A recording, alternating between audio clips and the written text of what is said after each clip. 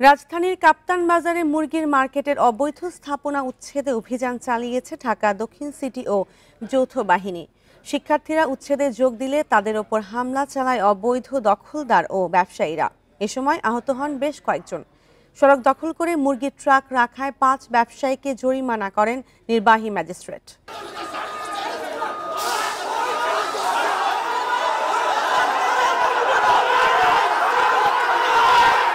উচ্ছেদ অভিযান ঘিরে মধ্যরাতে উত্তপ্ত হয়ে ওঠে ঢাকার কাপ্তান বাজার।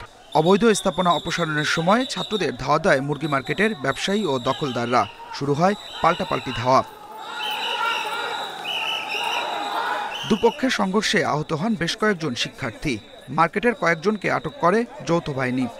পুরাটা নিয়ন্ত্রণ করে একটা চাঁদাবাজ সিন্ডিকেট। এই ব্যাপারে আমরা মন্ত্রণালয়, সিটি কর্পোরেশন, পুলিশ, আর্মিকে 2 মাস ধরে অবগতি করছি।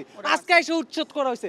পুলিশ আর আর্মির সামনে ন্যাক্কারজনকভাবে আমাদের ছাত্র ভাইকে আক্রমণ করা হয়েছে। আইন শৃঙ্খলা বাহিনী তাদের কাজ করতেছে। এমন অবস্থায় ম্যাজিস্ট্রেট থাকা অবস্থায় কিছু অতি উৎসাহী জনতা আতঙ্কিতভাবে আমাদের হামলা করছে।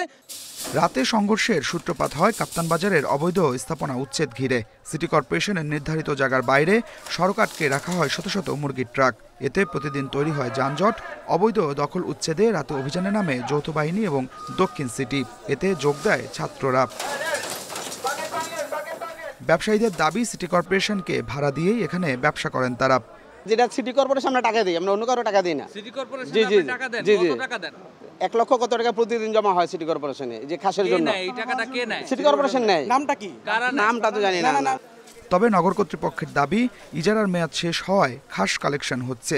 তবে অবৈধ স্থাপনার জন্য কোনো অনুমোদন বা টাকা নেওয়া হয় না।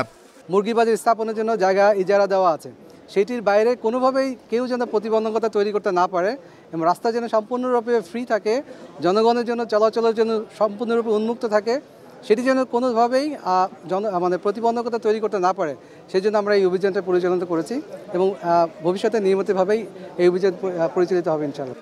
সড়ক আটকে অবৈধভাবে মুরগি ভর্তি ট্রাক রাখায় 5 ব্যবসায়ীকে মোট 25,000 টাকা জরিমানা করা হয়। এছাড়া সড়ক আটকে ট্রাক না রাখতে মুচলেকা দিয়েছে ব্যবসায়ীরা। Adilur Rahman, independent news, Dhaka.